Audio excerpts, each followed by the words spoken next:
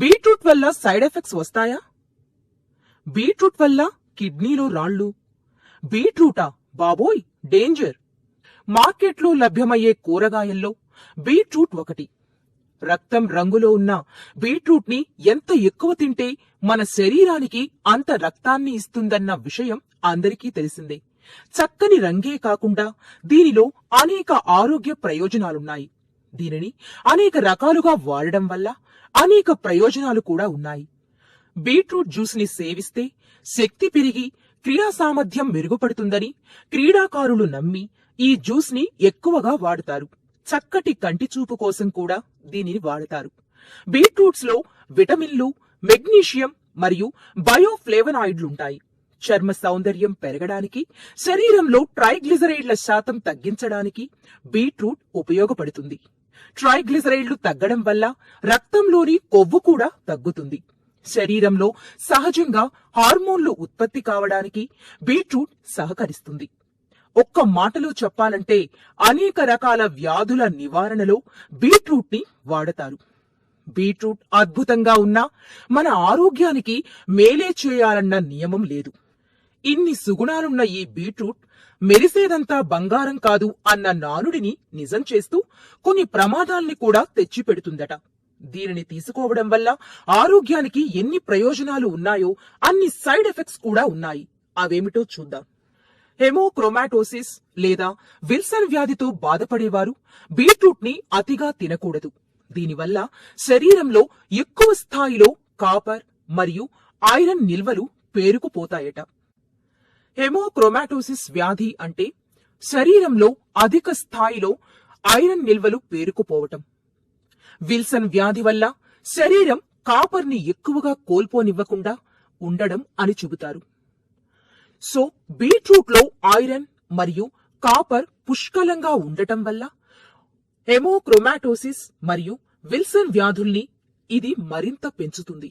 British medical journal ప్రకారం జనాభాలో కొద్ది శాతం మంది బీట్రూట్ తినడం వల్ల మూత్రం ఎర్రగా రావడం మరియు రక్తం బాగా ఎర్రబడడం వంటి ఇబ్బందుల్ని ఎదుర్కొంటున్నారట. రక్తం మరింత ఎర్రగా మారడాన్ని బీటూరియా అంటారు. ఇది పెద్ద ప్రమాదకరం కాకపోయినా దీనివల్ల వచ్చే సైడ్ ఎఫెక్ట్స్ కి చాలా మంది కంగారు పడుతున్నారట. బీట్రూట్ వల్ల కొంతమందిలో వికారంతో పాటు డయేరియా వ్యాధి వచ్చే అవకాశం ఉంది. బీట్రూట్ యొక్క గాఢ సారాన్ని బీటైన్ అంటారు. ఇది కొంతమందికి సైడ్ ఎఫెక్ట్స్ ని కలుగజేస్తుంది. కిడ్నీ సమస్యలు, కిడ్నీ వ్యాధితో బాధపడేవారు బీట్రూట్ వినియోగాన్ని పూర్తిగా మానేయాల్సి ఉంటుంది. బీట్రూట్ లో ఉన్న బీటైన్ శరీరంలోని కొలెస్ట్రాల్ స్థాయిల్ని పెంచుతుంది. కిడ్నీ వ్యాధిగ్రస్తులు బీటైన్ ని తీసుకునే ముందు వైద్యుణ్ణి సంప్రదించడం వల్ల బీటైన్ వల్ల కలిగే ప్రమాదాల్ని నివారించుకోవచ్చు. గర్భవతులు బీట్రూట్ ని తీసుకునే ముందు కొన్ని జాగ్రత్తలు పాటించాలి. ఇది తల్లి మరియు బిడ్డ ఆరోగ్యాన్ని ప్రభావితం చేస్తుంది.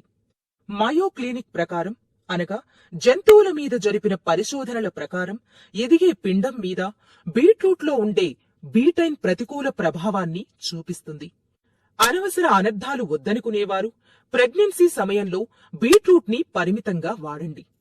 రక్తపోటు స్థాయిలని తగ్గించడం బీట్రూట్ యొక్క సహజ లక్షణం.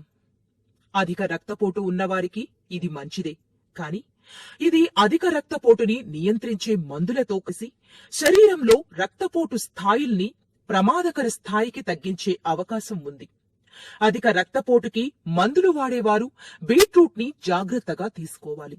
బీట్రూట్ ని అధికంగా తీసుకుంటే అది మీ ఆరోగ్యానికి హాని చేస్తుంది. బీట్రూట్ రసం శరీరంలో కాల్షియం స్థాయిని తగ్గించి అనేక వ్యాధులకి కారణమయ్యే అవకాశం ఉంది. కాల్షియం స్థాయి తగ్గడం వల్ల ఎముకలకి సంబంధించిన సమస్యలు తలెత్తుతాయి. బీట్రూట్ రసం తాగడం వల్ల గొంతులో బిగువుగా అనిపించి మాట్లాడడం కష్టమవ్వచ్చు. బీట్రూట్ ని ఇతర కూరగాయల రసాలతో కలిపి తీసుకుంటే గొంతు సమస్యల్ని నివారించవచ్చు.